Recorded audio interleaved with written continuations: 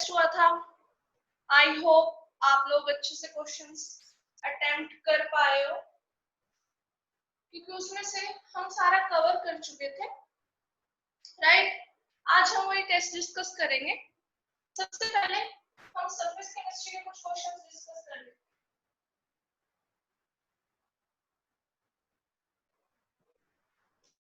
दो तीन क्वेश्चंस थे हमारे फैरलिच एडसॉर्प्शन आइसोथर्म के ऊपर। टॉपिक था हमारा एडसॉर्प्शन आइसोथर्म। इससे हमारे कई क्वेश्चंस थे, अगर आप सभी को याद हो तो हमने कुछ इसमें ऐसा सा ग्राफ किया था।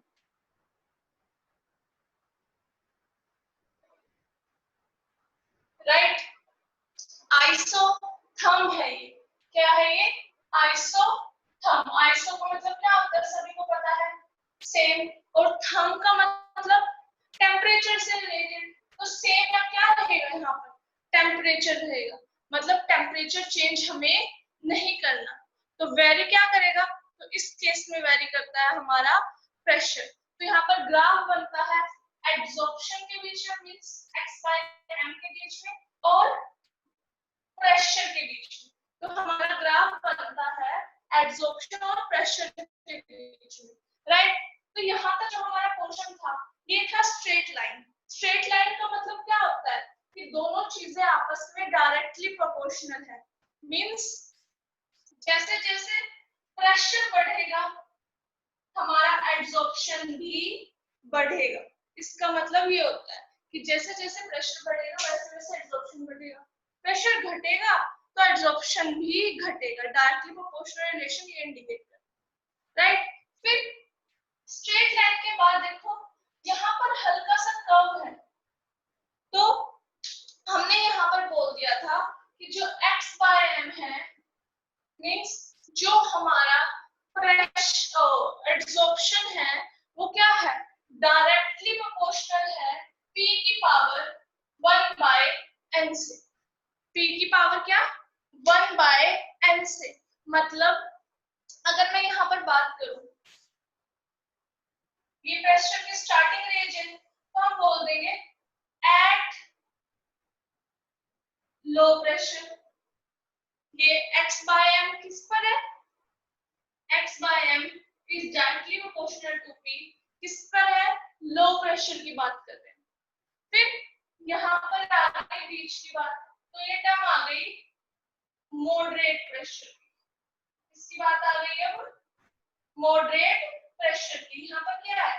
x/m क्या है? डायरेक्टली प्रोपोर्शनल है p की पावर 1/n। मतलब p की कुछ पावर पे डिपेंड करेगा, डायरेक्टली p से डिपेंड वो नहीं कर रहा। अब देखो यहाँ पर प्रेशर तो बढ़ता जा रहा है, लेकिन एड्सॉर्प्शन की वैल्यू फिक्स हो चुकी है। मतलब प्रेशर हम बढ़ाए जा रहे हैं, लेकिन एड्सॉर्प्शन देखो, एड्सॉर्प्शन की वैल्यू वहां से हिली नहीं रही। मींस अब चाहे हम कितना ही प्रेशर बढ़ाते रहे, एड्सॉर्प्शन प्रेशर पर डिपेंड नहीं कर रहा, क्योंकि ना उसके साथ वो इंक्रीज हो रहा है ना ही डिक्रीज हो रहा है। तो हम यहाँ पर बोल देंगे x/m is directly proportional to p की पावर 0, और किसी की पावर 0 क्या होता है? Equal to 1। ये हम सभी को पता है। तो ये था हमारा फ्रेंडली एड्सॉर्प्शन आइसोथर्म। तो इस पर क्वेश्चन कुछ इस तरह पूछे गए थे हमसे।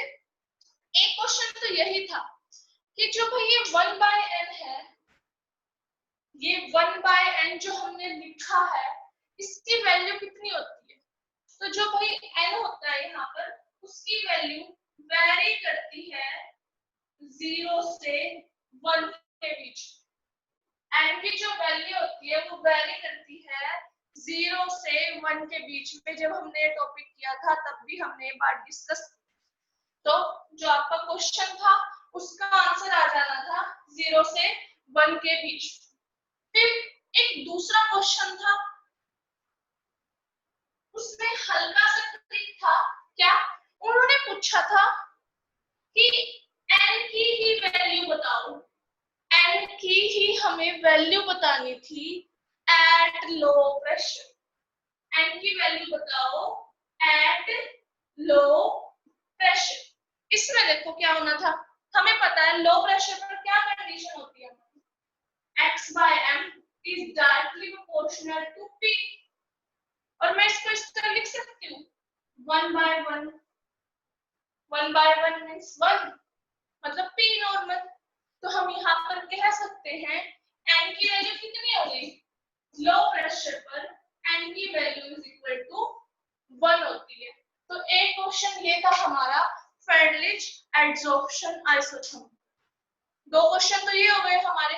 अब बात करते हैं, एक क्वेश्चन ग्राफ के ऊपर था, ग्राफ में हमने मॉडरेट प्रेशर पर एक डिफरेंट ग्राफ अलग से बनाया हुआ था, वो देख लेते हैं।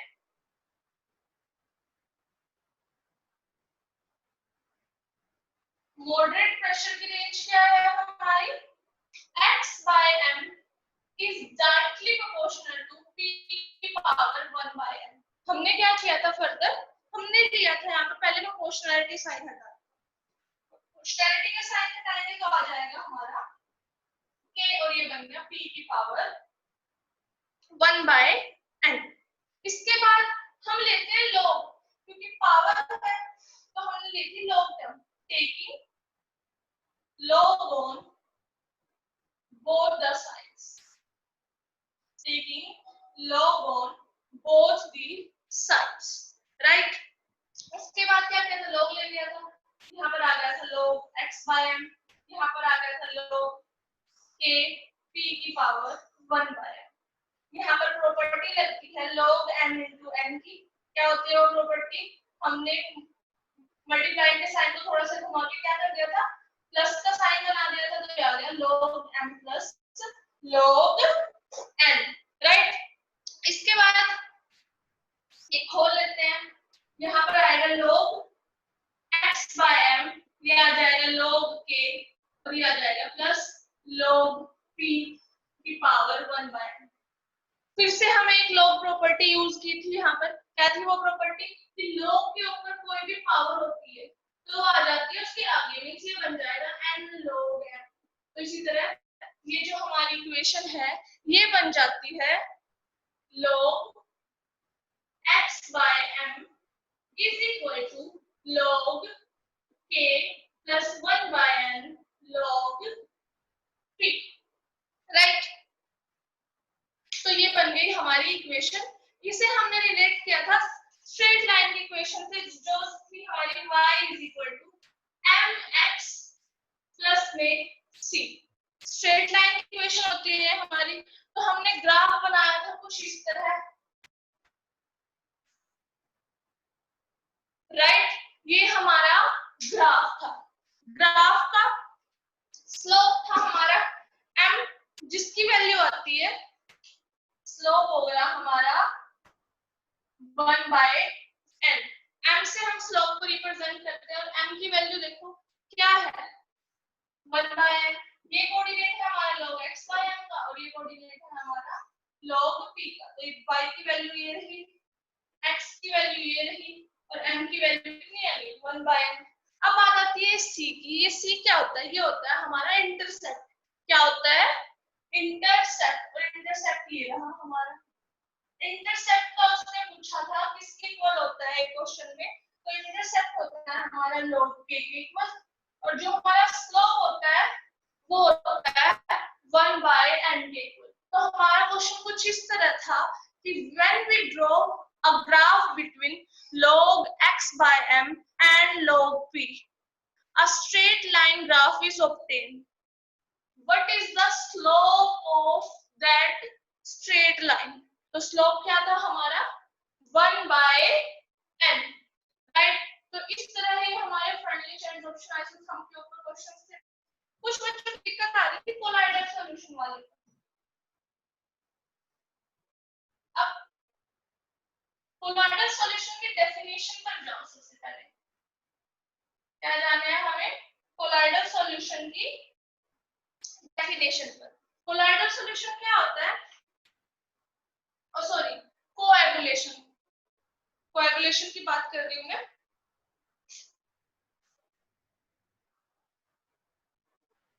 कोएगुलेशन में कुछ दिक्कत आ रही थी। कोएगुलेशन क्या होता है, सॉल्यूशन में जब हम थोड़ा सा इलेक्ट्रोलाइट ऐड करते हैं तो वो प्रेसिपिटेट बनाता है, उसे ही हम कोएगुलेशन कहते हैं। अब हमने क्या किया, कोलोइडल सॉल्यूशन में ऐड किया इलेक्ट्रोलाइट। अगर आप लोगों को याद हो तो इलेक्ट्रोलाइट क्या होता है, इलेक्ट्रोलाइट वो होता है जो आयंस में डिसोसिएट हो जाता है। इलेक्ट्रोलाइट क्या होता है, जो आयंस में डिसोसिएट हो जाता है, राइट। मींस जैसे कि NaCl है हमारा, NaCl किसमें टूट जाता है, Na पॉजिटिव और Cl नेगेटिव। तो इलेक्ट्रोलाइट वो होते हैं हमारे जो आयंस में डिसोसिएट हो जाते हैं। तो आयंस में डिसोसिएट हो गए मतलब एक पॉजिटिव चार्ज वहां पर हो गया, एक नेगेटिव चार्ज हो गया। अब जो कोलाइडल सॉल्यूशंस है वो भी उसमें पार्टिकल्स हैं, पॉजिटिवली भी होंगे और नेगेटिव भी होंगे। तो क्या करेगा, ये पॉजिटिव इन नेगेटिव को अपनी तरफ अट्रैक्ट करेगा, ये नेगेटिव इन पॉजिटिव को अपनी तरफ अट्रैक्ट करेगा और इकट्ठे बैठ जाएंगे तो प्रेसिपिटेट फॉर्म हो जाता है। अब क्वेश्चन था हमारा कि भाई बताओ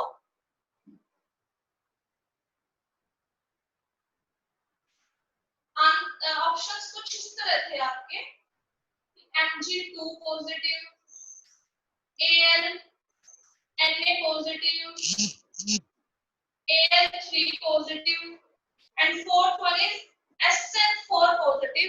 इनमें से सबसे ज्यादा कोएगुलेशन कौन करेगा, इनमें से सबसे ज्यादा कोएगुलेशन कौन करेगा, मींस सबसे ज्यादा किसकी कोएगुलेशन पावर है।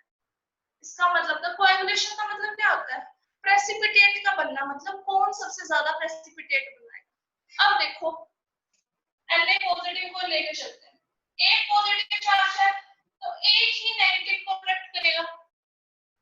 Mg2 पॉजिटिव की बात करो तो दो पॉजिटिव है तो दो नेगेटिव को अपनी तरफ खींच लेगा। इसी तरह अगर बात करें Al3 पॉजिटिव की, यहाँ पर क्या हो रहा है, तीन पॉजिटिव है हमारे तो तीन नेगेटिव पार्टिकल्स आएंगे। और इसी तरह अगर बात करें SN4 पॉजिटिव की तो यहाँ पर चार पॉजिटिव है तो वो चार नेगेटिव को अपने पास खींच सकता है। देखो यहाँ पर कितने बंदे हो गए, दो, यहाँ पर चार, यहाँ पर 6, यहाँ पर 8। तो 8 बंदे जहां होंगे वहां ज्यादा भीड़ होगी, मींस 8 से जो पार्टिकल बना होगा वो ज्यादा बड़ा होगा एज कंपेयर टू 2 4 6। तो SN4 के ऊपर SN4 पॉजिटिव पर 4 पॉजिटिव चार्ज होते हैं, वो 4 नेगेटिव को अपने पास अट्रैक्ट करने में ज्यादा कैपेबल होते हैं, तो इसलिए वो ज्यादा बड़ा प्रेसिपिटेट फॉर्म कर पाएंगे। तो SN4 पॉजिटिव की कोएगुलेशन पावर सबसे ज्यादा है। ये सब कुछ हम कर चुके थे, राइट।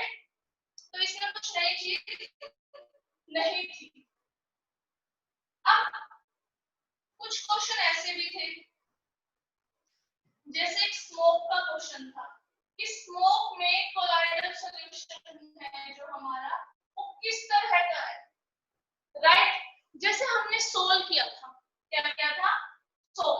उसमें क्या बोला था मैंने, ये हमारा डीपी, ये हमारा डीपी। तो मींस सॉलिड हमारा डिस्पर्जन फेज और लिक्विड होगा हमारा डिस्पर्जन मीडियम, राइट। इसी तरह हमने जेल्स किए थे, उसमें L मींस लिक्विड हमारा डिस्पर्जन फेज और सॉलिड हमारा डिस्पर्जन मीडियम। तो स्मोक में देखो, स्मोक में क्या होता है, अब धुआं, स्मोक मींस धुआं।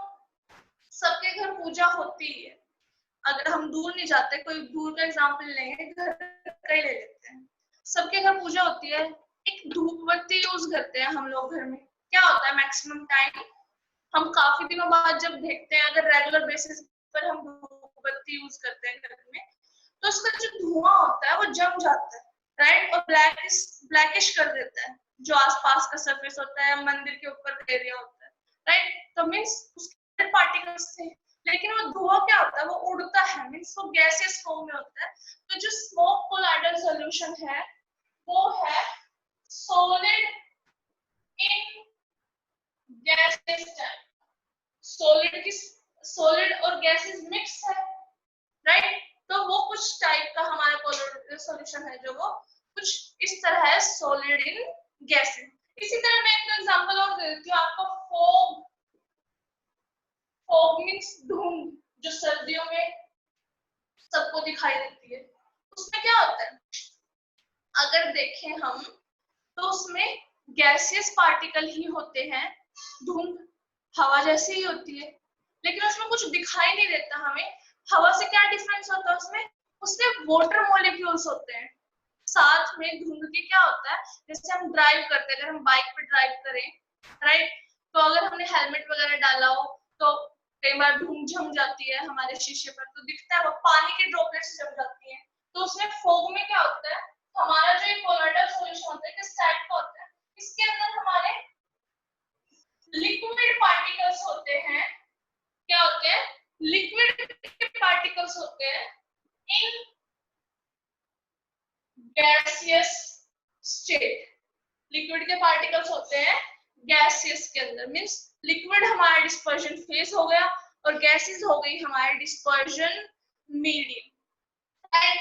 तो इस तरह के क्वेश्चंस थे हमारे मेनली सरफेस केमिस्ट्री के अंदर। तो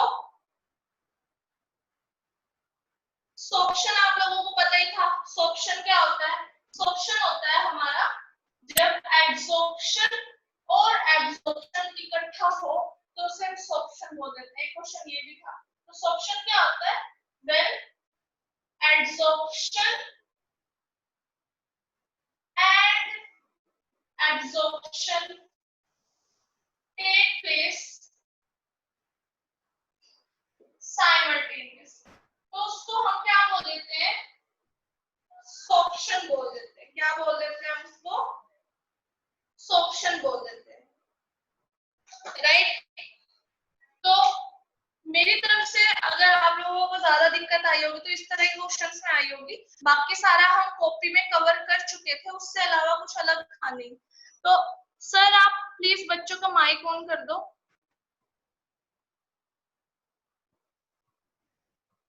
है ना, चार्ज पार्टिकल्स की मूवमेंट टुवर्ड्स कैथोड, तो हम उसको कैटाफोरेसिस बोल सकते हैं।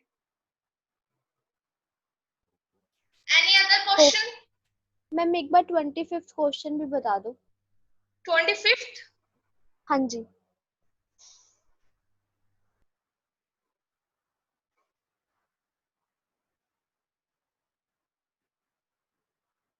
क्वेश्चन बताओगे एक बार आप मुझे, राइट। सरफेस केमिस्ट्री में किसी को कुछ पूछना है तो वो मुझे सरफेस केमिस्ट्री का बता दो एक बार, सरफेस केमिस्ट्री का कोई भी क्वेश्चन।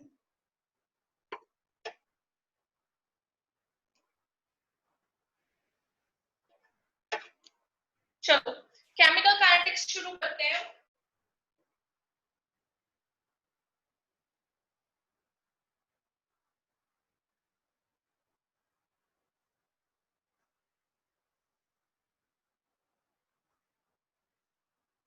केमिकल काइनेटिक्स में हमने फर्स्ट ऑर्डर और जीरो ऑर्डर पूरा अच्छे से रिवाइज कर लिया था, एक्टिवेशन एनर्जी भी रिवाइज कर ली थी। तो मेनली जो आपके क्वेश्चंस थे, एक तो आए थे यूनिट के ऊपर, यूनिट ऑफ के means unit of rate constant के ऊपर आपके क्वेश्चंस थे। जैसे एक क्वेश्चन था कि first order and zero order की यूनिट बताओ, तो मैंने यूनिट ऑफ के निकालने का आपको फॉर्मूला बता दिया था। क्या होता है वो formula, mole per litre whole power 1 minus n per second. जो यहाँ पर n होता है वो क्या होता है, ऑर्डर ऑफ रिएक्शन। अब देखो मोल पर लीटर को अगर सॉल्यूशन थोड़ा सा याद हो तो मोल पर लीटर किसकी यूनिट होती है, मोलैरिटी। किसकी यूनिट होती है, मोलैरिटी की यूनिट होती है हमारी मोल पर लीटर। तो हम मोल पर लीटर की जगह इसको हम कैपिटल M से भी रिप्रेजेंट कर सकते हैं। तो हमारा फॉर्मूला ये भी बन सकता है, और m की power 1 minus n per second. तो वहां पर n की वैल्यूज पुट करनी थी हमें, तो हम zero, first, second, any order reaction की यूनिट k की निकाल सकते हैं। तो एक दो क्वेश्चन तो हमें यही थी यूनिट के ऊपर। एक तो यूनिट डायरेक्ट बतानी थी और एक क्वेश्चन था आपके पास कि उसमें k की वैल्यू दी हुई थी, उसके साथ उसकी यूनिट लिखी हुई थी और उसने आपसे क्या पूछ लिया था, ऑर्डर पूछ लिया था, तो उल्टा पूछ लिया उसने। तो दोनों क्वेश्चंस इस फॉर्मूले से आराम से हो जाते थे, राइट। उसके बाद हमारे फर्स्ट ऑर्डर के ऊपर जो क्वेश्चंस थे वो क्या थे, k की वैल्यू निकालना या फिर t की वैल्यू निकालना with the help of formula. कौन सा formula, 2.303 upon t log of a upon a minus x, right. इसमें क्या करना था, ये फॉर्मूला हमें कब यूज करना था, जब हमें वैल्यूज जो है क्वेश्चन में परसेंटेज और फ्रैक्शन के टर्म में दी हुई थी, कुछ में डायरेक्ट वैल्यूज दी हुई थी कि भाई a हमारा इतना है, a माइनस एक्स इतना है, तो वहां पर जो हमें फॉर्मूला यूज करना था वो हमारा कुछ इस तरह 2.303 upon t log of a not divided by a। जब हमारी एक्चुअल वैल्यूज हमें गिवन होती है तो हमें k का ये वाला फॉर्मूला यूज करना था। तो जो फर्स्ट ऑर्डर के क्वेश्चन थे उनमें कुछ नहीं था, डायरेक्ट हमें फॉर्मूले अप्लाई करने थे और हमारे आंसर आ गए, राइट। इसी तरह फर्स्ट ऑर्डर में टी हाफ का क्वेश्चन था हमारा। टी हाफ क्या होता है, वैल्यू होती है 0.693 अपॉन के। टी हाफ का फॉर्मूला क्या होता है, 0.693 अपॉन के, राइट। तो टी हाफ के ऊपर आपका एक क्वेश्चन था कि फर्स्ट ऑर्डर जो हमारी रिएक्शन होती है उसका टी हाफ कंसंट्रेशन से कैसे डिपेंड होता है, या फिर इसका ग्राफ ड्रॉ करो। अब देखो टी हाफ के टर्म में आपको दिख रहा होगा, न्यूमरेटर पर लिखा है 0.693, डिनोमिनेटर में k लिखा है। क्या यहाँ पर कोई कंसंट्रेशन टर्म है, ऑब्वियस सी बात है, नहीं दिखाई दे रही तो नहीं है, मींस टी हाफ का कंसंट्रेशन से कोई लेना देना नहीं है, रिएक्टेंट की कंसंट्रेशन से टी हाफ का कुछ भी लेना देना नहीं है। तो यहाँ पर हम लिख सकते हैं कि T half is independent of concentration, right. Means A note से लिख सकती हूँ मैं। तो इसके ऊपर अगर मुझे ग्राफ बनाना हो, हमें ग्राफ बनाना है टी हाफ और कंसंट्रेशन टर्म के बीच।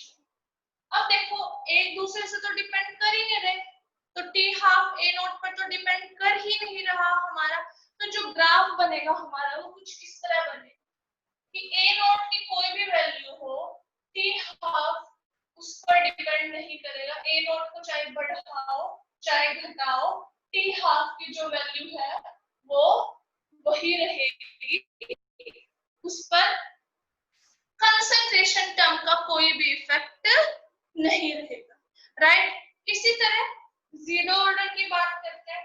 जीरो ऑर्डर पर ज्यादा न्यूमेरिकल्स ना फाइनल्स में आते ना मैंने पूछे थे आप लोगों से, तो फिर भी फॉर्मूले क्या थे हमारे, फॉर्मूला था ए नोट माइनस ए अपॉन टी, और टी हाफ के ऊपर आपका क्वेश्चन था जीरो ऑर्डर का। टी हाफ का क्या फॉर्मूला होता है जीरो ऑर्डर के लिए, ए नोट अपॉन में 2 या ए अपॉन 2 के। तो ये सारे फॉर्मूलेस लगा के हमारी क्वेश्चन जो निकल रहे थे, राइट। तो अभी मन्नत ने क्वेश्चन पूछा वो कुछ इस तरह से था हमारा क्वेश्चन। क्वेश्चन था रेट गिवन था किसी भी रिएक्शन का हमारा, तो रेट गिवन था इसकी पावर 1/3 इसकी पावर माइनस। हमसे पूछा गया था ऑर्डर बताओ रिएक्शन का, क्या बताओ, ऑर्डर बताना है हमें रिएक्शन का। ऑर्डर क्या होता है, सिंपली पावर्स का सम, मींस इन दोनों का सम का ऑर्डर निकाल लेंगे हम कैसे, -1 + 1/3। सॉल्व करना आप लोगों को आता ही है, तो यहाँ आ गया -2/3। तो इस तरह से नेगेटिव फ्रैक्शन में भी हमारा ऑर्डर आ सकता है। तो यहाँ से हमें ये बात पता चलती है, हमें अपने बस मेन कंसेप्ट में ध्यान देना था कि ऑर्डर होता क्या है, कैसे निकालते हैं। हम उनकी पावर्स के सम से निकालते हैं। अब पावर किसी साइन के साथ हो, कैसे भी हो, हमें उससे कुछ लेना देना नहीं है, हमें सिंपली उन्हें ऐड कर देना है with their actual science, right. Minus है तो माइनस के साथ से, प्लस है तो प्लस। तो हमारा जो क्वेश्चन है उसका ऑर्डर निकल जाएगा। तो ये था हमारा रेट के ऊपर क्वेश्चन। इस तरह के 2 क्वेश्चंस आप लोगों से पूछे गए थे, राइट। इसके अलावा एक क्वेश्चन और था कुछ इसी तरह का। एक्सक्यूज मी मैम, ये वाला वो क्वेश्चन नहीं था। बताओगे मन्नत?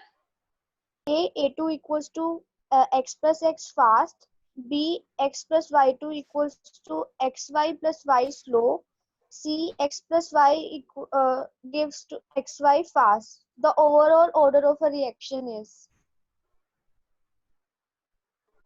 एक बार आप स्टेटमेंट मुझे लिखवा दोगे? मैं आपको व्हाट्सएप कर दूं अभी। एनसीईआरटी का भी था, बहुत इंपॉर्टेंट क्वेश्चन है।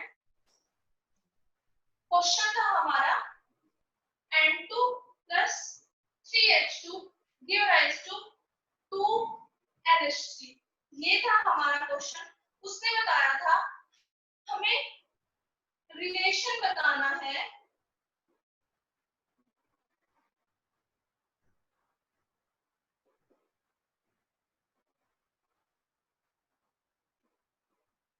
उसने कहा था अमोनिया की फॉर्मेशन और H2 के खत्म होने का हमें रिलेशन बताना है कि एक दूसरे से कैसे डिपेंडेबल। तो इस क्वेश्चन में कुछ नहीं होना था, इस क्वेश्चन में होना था हमारा रिएक्टेंट की टर्म में रेट लिखो। कैसे लिखते हैं? रेट क्या होता है? Change in concentration of reactant और प्रोडक्ट विद टाइम। वही कर देना, हमें लिख देते हैं dN2/dt। तीनों की टर्म्स में बता रही हूँ, इन फ्यूचर क्वेश्चन अगर ऐसा है, एनसीईआरटी क्वेश्चन भी है तो बहुत इंपॉर्टेंट है, राइट। तो तीनों के टर्म में लिख सकते हैं। ये हो गया N2 की डिकम्पोजिशन की फॉर्म में हमारा रेट, राइट। अब H2 को भी क्या हो रहा है? खत्म हो रहा है, खत्म हो रहा है तो माइनस का साइन लगेगा, इसकी फॉर्म में रेट लिख देते हैं। तो रेट होगा हमारा, अब जो भी स्टोइकियोमेट्रिक कोएफिशिएंट है वो आ जाता है 1/3 के टर्म। हमारा कोई भी स्टोइकियोमेट्रिक कोएफिशिएंट होता है जो वो 1 बाय किस में आ जाता है? 1 की डिनोमिनेटर में आ जाता है। किस में आ जाता है? हमारा 1 के डिनोमिनेटर में आ जाता है हमारा स्टोइकियोमेट्रिक कोएफिशिएंट। तो लिख देंगे dH2/dt, राइट। अब रेट लिखेंगे हम in terms of formation of ammonia. Ammonia के टर्म में लिख देते हैं। अब उसकी कंसंट्रेशन क्या हो रही है? इंक्रीज हो रही है। कंसंट्रेशन क्या हो रही है अमोनिया की? प्रोडक्ट है वो बढ़ रहा है, स्टोइकियोमेट्रिक कोएफिशिएंट है तो 1 बाय में 2 हो जाएगा और यहाँ पर आ जाएगा dNH3 बाय में dt, राइट। तो हम दोनों, हमसे क्या पूछा गया था? NH3 और H2 के टर्म में, तो हमारा जो रिलेशन था वो याद है। या फिर इस तरह का क्वेश्चन भी पूछ सकते हैं कि भाई अमोनिया का फॉर्मेशन का रेट बताओ in terms of depletion of hydrogen. तो इसमें क्या करना है? सिंपली स्टोइकियोमेट्रिक कोएफिशिएंट जो यहाँ पर ले जाओ तो ये बन जाएगा हमारा, बन जाएगा dNH3/dt is equal to -2/3 dH2/dt, right. तो सिर्फ अगर डायरेक्ट रेट पूछा जाए तो ऐसे लिखना है, रिलेशन पूछा जाए तो हम इस तरह से लिख सकते हैं, राइट। तो ये थे हमारे question on the basis of chemical kinetics. इसमें कुछ नहीं है,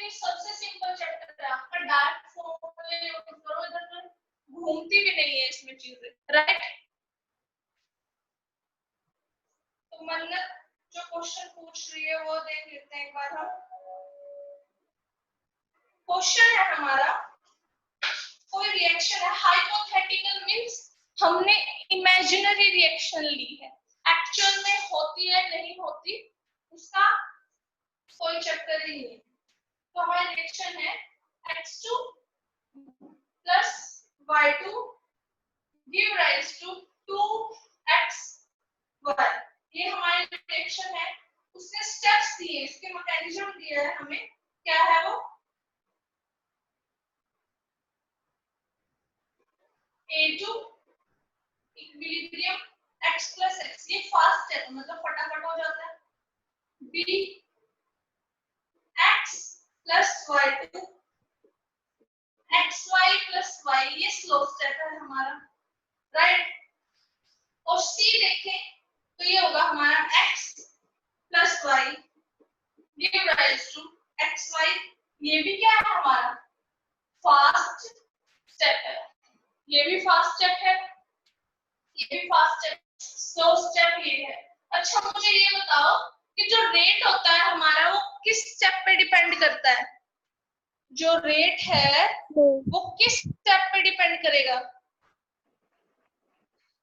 हाँ जी सही बोल रहे हो, स्लो स्टेप पे डिपेंड करता है। तो हम रेट यहाँ से देखेंगे, तो रेट हो गया हमारा, रेट इज इक्वल टू के एक्स की पावर 1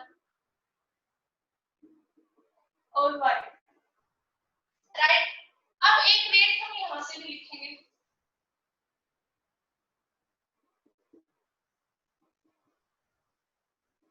अब देखो अगर हम इस इक्वेशन से सॉरी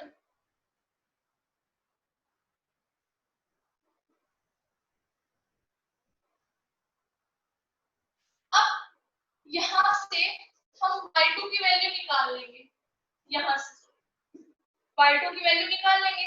y2 की वैल्यू क्या आएगी, रेट अपॉन में kx,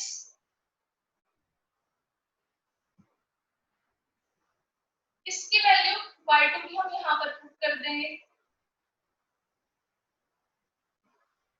आएगी हमारी वैल्यू, देखो क्यों हम ऐसा कर रहे हैं, अब जो हमारी मेन इक्वेशन है उसमें टर्म्स है x2 y2, राइट। माना कि हम स्लो स्टेप से हमारी रिएक्शन लिखते हैं, स्लो स्टेप से क्या लिखते हैं हमारी, और सॉरी रेट लिखते हैं, लेकिन जो हमारी मेन रिएक्शन है उसमें होना चाहिए x2, लेकिन यहाँ पर लिखा है x।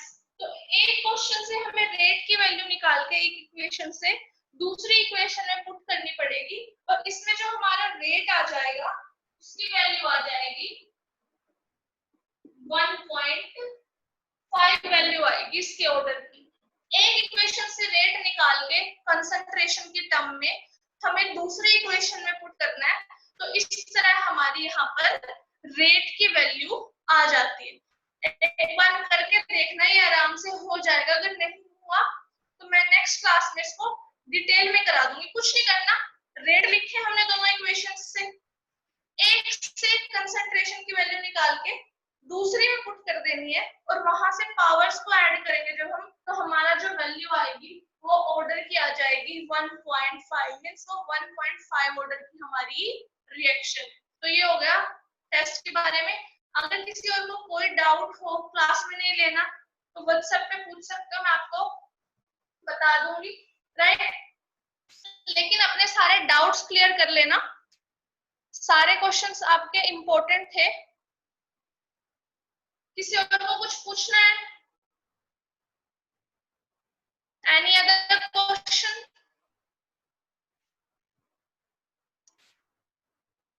या कोई भी कंसेप्ट जिसमें ज्यादा प्रॉब्लम आई हो आप लोगों को क्वेश्चंस अटेम्प्ट करने में?